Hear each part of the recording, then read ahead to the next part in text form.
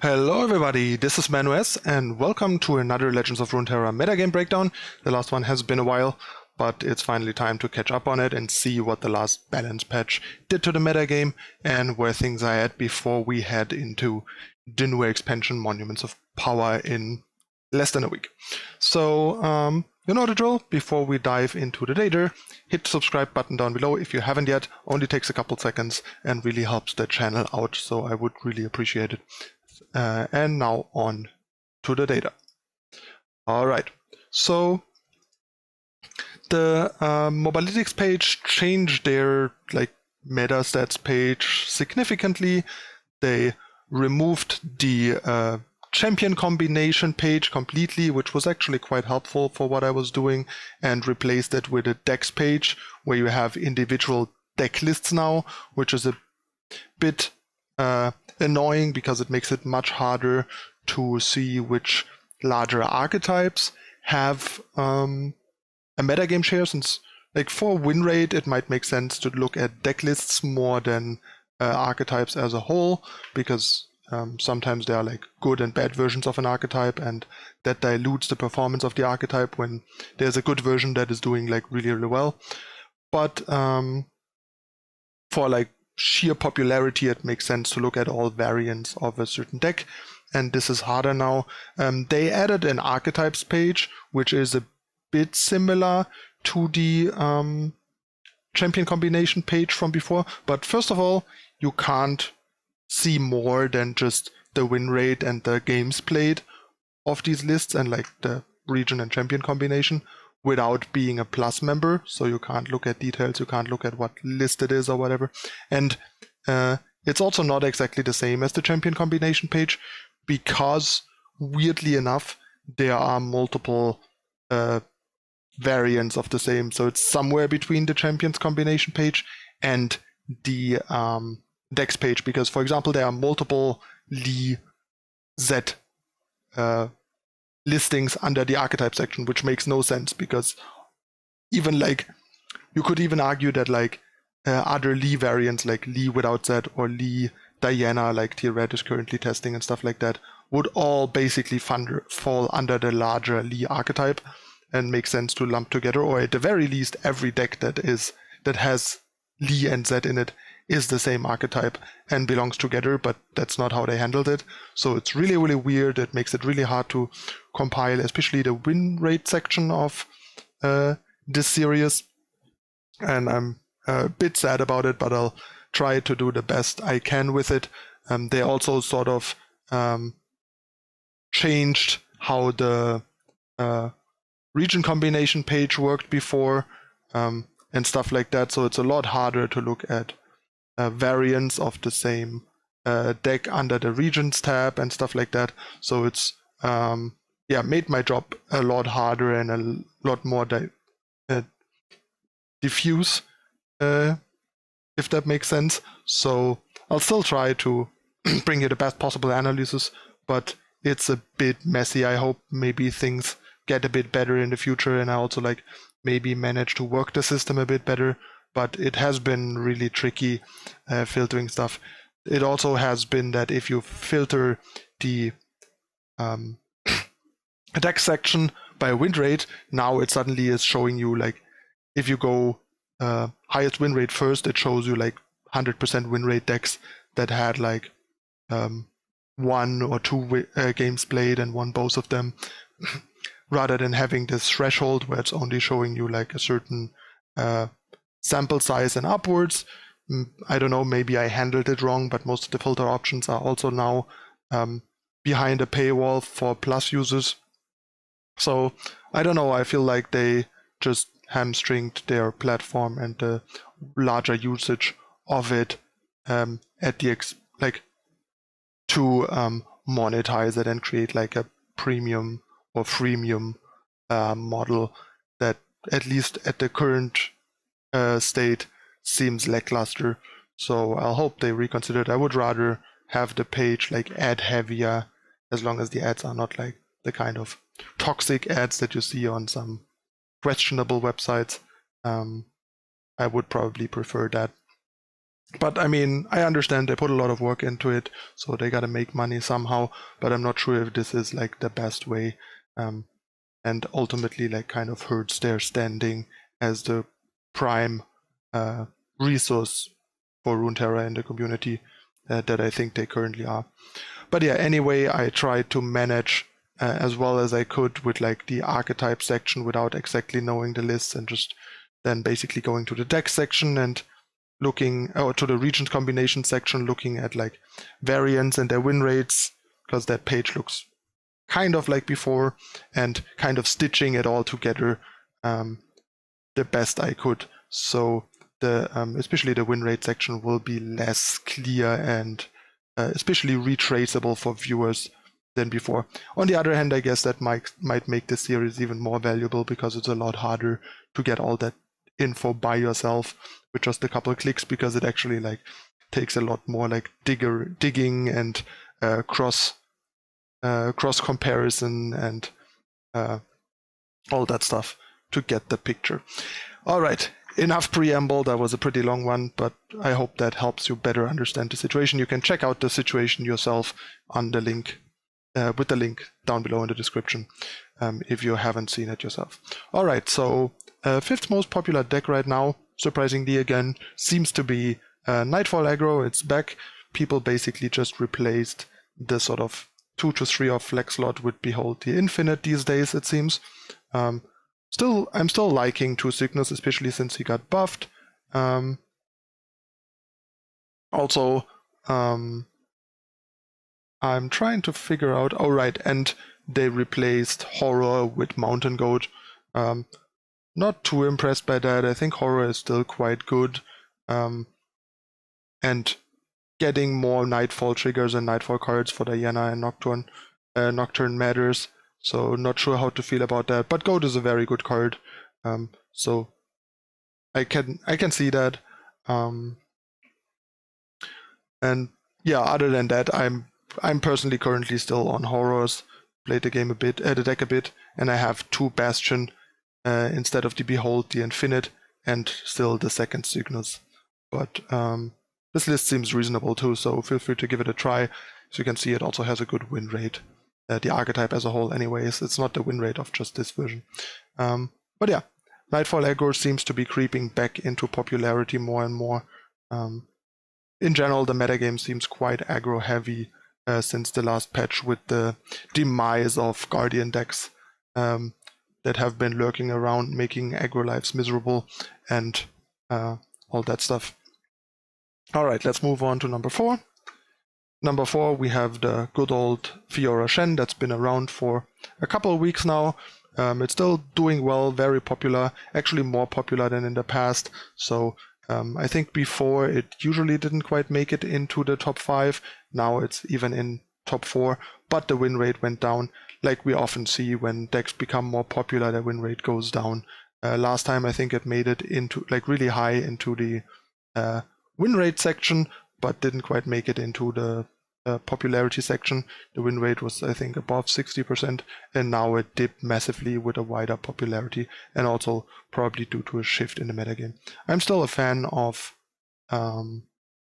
Ranger's Resolve in some number to have a couple of cheap protection and interaction spells, and would probably cut 2 of the barrier spells, either a Riposte and a Refuge, or with the amount of aggro right now, probably 2 Riposte or 2 Ranger's Resolve.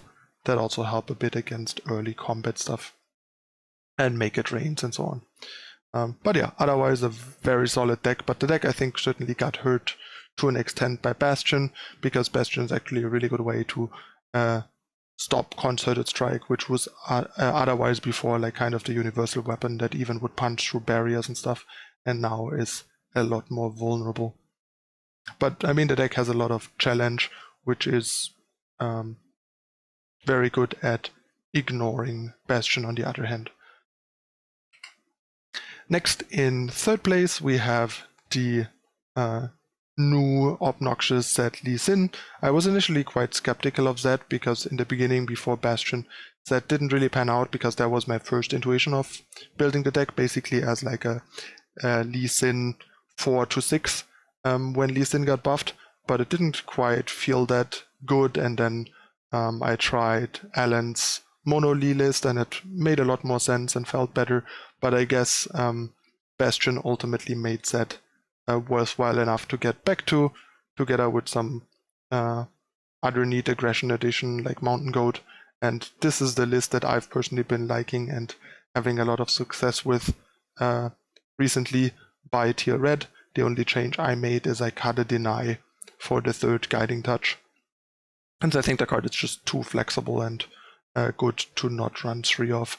And with 3 Bastion, I feel like 2 deny are probably fine right now. Could also see shaving and deep meditation because it can be a bit clunky in the deck.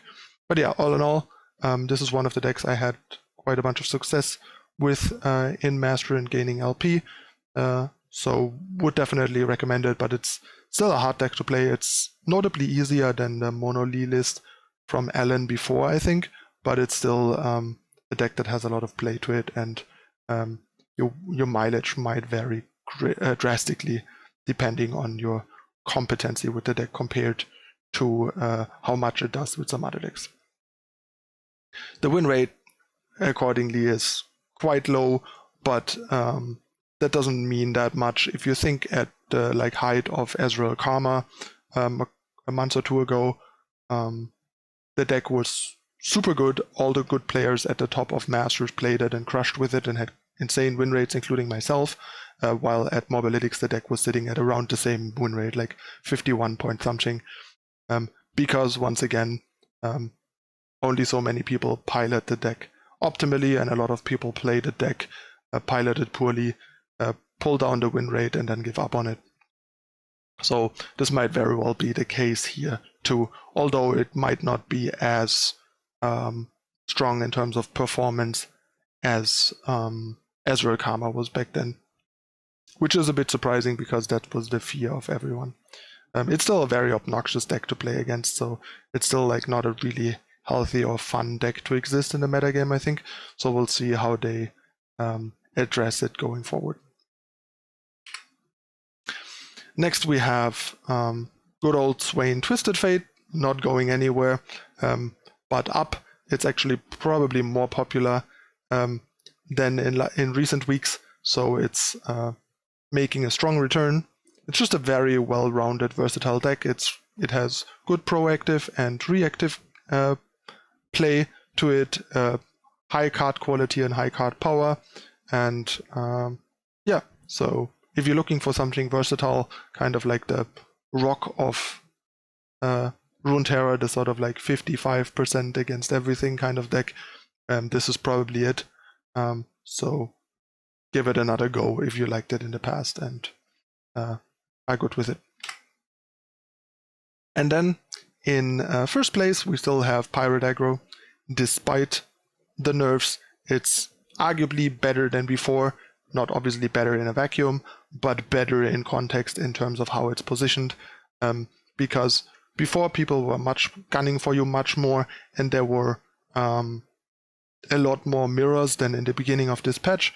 Right after the balance changes, this deck felt notably better on ladder than it did before the patch. But now we reached a point again where people picked up on it, that it isn't actually worse than before, and it's kind of back to where we started before the patch, except that you'll lose a bit of power level due to the nerfs against some other matchups. But yeah, it's still a great choice, still one of the prime, if not the prime, aggressive deck in the game and in the metagame. So if that's what you're looking for, just grind out the numbers and you should be climbing. And that concludes the top 5 most popular decks. Now let's move on to the top 5 highest win rate decks of the current metagame. First we have the Noxus Spider burn that I made a deck tech about. I'll link my deck tech up here if you want to check it out. But yeah, basically this list is very close to what I'm running by now as well, except that I would definitely recommend cutting a Brother's Bond for a Legion Saboteur number 3. I don't know who came up with this list, but it's insane to only run 2 Legion Saboteur. So would definitely make that change and probably cut the third house spider for one Pharaon, especially with Stalking Shadows. You are much more likely to find a Pharaon in it. And I really came around on one Pharaon in these Noxus Aggro decks because it wins you some games that you otherwise have no business winning, and the cost isn't that high ultimately of having one. The second one is getting quite lackluster, but one, especially in the Stalking Shadows deck, is quite the free roll. So yeah, deck is doing fairly well. It's comparable to Pirate Aggro, just with some different up and down sides, but of a similar quality and similar direction. Then we have Discard Aggro kind of making a bit of a comeback here. So like I said, in terms of win rate, we have a lot of aggressive decks right now. Slightly higher win rate than the Spiders deck, but not in an amount that is statistically significant with those sample sizes. So take that with a grain of salt. But I've been playing this a bunch the last 2 days or so, and it felt quite solid. It didn't feel like insane or anything, but yeah, it's a pretty solid deck. It's a nice option. Only I would not play Draven's Biggest Fan, would recommend Academic. I think Draven's Biggest Fan is kind of a trap. Having to play it when you actually don't want to draw a Draven next turn is really awkward. Having a 1-cost 2/1 is just really lackluster compared to a 1/2 that is, after the turn you play it, permanently at least a 2/2 for 1, and potentially growing from your like Rummages and Jinx triggers and Experimenters to sometimes do some crazy explosive stuff or trade up significantly and so on. It's just a much better card, and the deck already is quite vulnerable to like 1 damage things, so being able to mitigate that by, for example, playing a 1-drop that has 2 health and then playing like a House Spider, so at worst only 1 spider is dying to make it rain and stuff like that, is a pretty big deal of diversifying your board, also against Withering Veil and all that stuff. But yeah, otherwise this list looks pretty solid. Nice to see that other people are picking up on Crowd Favorite in the archetype, since I've really loved that card in that deck, together with Battlecaster since it got buffed. Way back when I had a huge success with my Discard Aggro deck and made my old deck tag that you can check out if you want. It's a bit dated, but actually the sort of archetype has come back around to a point where yeah, the decks are actually quite similar again. And yeah, Crowd Favorite was a tech suggested to me by Josh Utter-Layton back then, and I was a bit skeptical because it seemed a bit clunky with Jinx already in the deck, but when I tried it back then, it really just like dialed the deck up to 11, and it's still a really good card. And cards like Poro Cannon help further support it. Then we have Pirates. Pirates at a similar performance, so we have all these like aggro decks that perform similarly well, and the metagame is quite aggro heavy, as you can see, so kind of take your pick, which like fits best for what you're seeing and what you enjoy the most, basically. But yeah, nothing to say here. This deck is pretty figured out at this point. And then we have yet another aggro deck. Nightfall aggro is kind of at the top of the aggro win rate pyramid right now with 57.5%, but still not to an amount where it stands out too much. But it might be like the way to go for aggression right now. But like I said, the data is not significant enough to set it apart from the other aggro options. But it's sort of like giving a bit of a direction.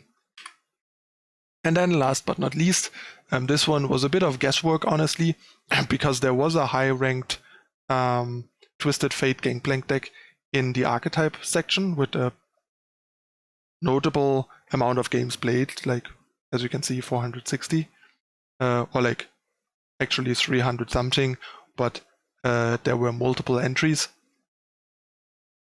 The problem was that it was Bilgewater Targon, which made no sense, and I couldn't even find a list on the deck section, despite it supposedly having hundreds of games. So I assume there's just some bugginess, because there were also some decks that had like 3 regions listed in the archetype section, so they're like handcrafted archetype section. Seems to be still having some bugs and issues currently that they probably need to sort out because it's a new feature. But when I looked under the Bilgewater Noxus larger region, I found this list, which is a pretty stock and established version of the archetype basically, and good win rates, and yeah, it made a lot of sense to take this as the representative. And I've also been playing this quite a bunch the last couple of days, and the deck feels really good again, so I can definitely recommend it. I like it against most decks, other than like I've not been very happy with my matchup against Lee Sin, but most other, and Trundle Asol, but other than that I think I've liked most of the matchups that I've been facing with this deck.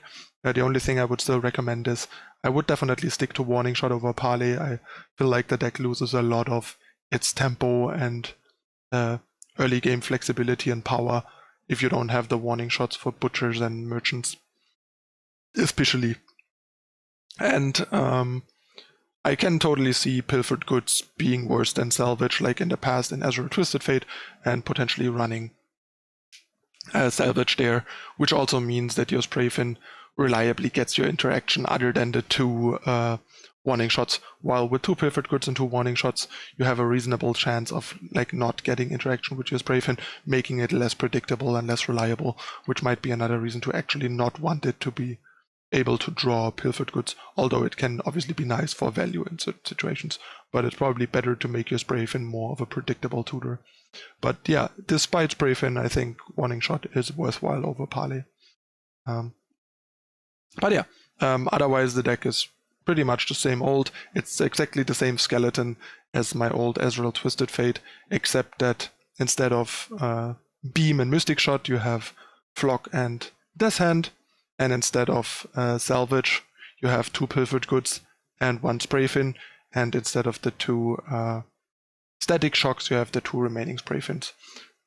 And obviously you have Gangplank instead of Azrael, but I've played Gangplank over Azrael and Azrael Twisted Fate for plenty of time with a lot of success, so that's not even something unique to this direction. But yeah, that's the top 5 highest win rate decks right now. Win rates are actually quite low for Master. As you remember, we've seen plenty of cases where the top 5 is mostly like high 50s or even like low 60s upwards. Right now the win rates are really like kind of low. Everything seems to be kind of mediocre, which is not exactly helping, since while the ladder, the LP system is better than before the patch, even though the patch didn't say anything about it, like now you at least get more than 15 points, the LP gap is still massively bugged, massively flawed. Like cases where you have 70 LP, your opponent has 100, 104 LP, and you lose, you win and you gain 15 LP. That makes no sense. Like, you're supposed to get at least 20, like 19 to 21, because you're almost, like, this is like a bit more than 1 win apart, so you're basically the same elo, and the center of the points gain is 20, so if you're close together, you should get close to 20 points. Instead, you get like the bottom, like the lowest amount of points, which is 15, which you should be getting if you notably higher ranked than your opponent, and then beat your opponent. But not when you're like basically at the same LP and the same level. While on the other hand, you're still losing like 23 to 25 points with minor point differences. Like if you're less than 100 points higher than your opponent and you lose to your opponent, you automatically lose like the full 25 points, making it absurd to climb. Like for example, my friend the other day went 2-3 and lost 42 LP with a 2-3, which is ridiculous. So basically the system right now, again, still feels kind of like the pre-LP system when everything was insanely swingy and climbing was impossible. Which is also why we are still seeing like rank 1 being like 6 to in the 600 LP range after such a long time, because everything is super swingy. Like one day you're like 500 LP, the next day you're like less than 100 LP. It's really annoying, and it's sad to see that we have to deal with such a like troubled system for the first like ladder qualification season for a major tournament. And I've almost given up on making it into the top 3 of Germany, because Germany is like one of the most contested countries already, and I haven't really found that one deck that just crushes everything with like 70+% win rate consistently, like for example last season. And then together with what we're seeing right now, you basically need like more than 60% win rate to even gain LP, basically, let alone gain a lot of LP. It's just really, really frustrating. And I really hope they come forward about this, address, explain what's going on, explain how it's supposed to work, if this is how it's supposed to work and why it's working this way, or if it is flawed, if it is bugged, and that they will fix it and stuff like that, especially given that we will get a tournament based on ladder the next season for like all regions. All right, that's it again for this time. If you enjoy the content, hit the like button down below, and don't forget to subscribe on your way out. And yeah, thanks for watching, everybody. I'm your host, ManuS, and I'll see you next time. Bye.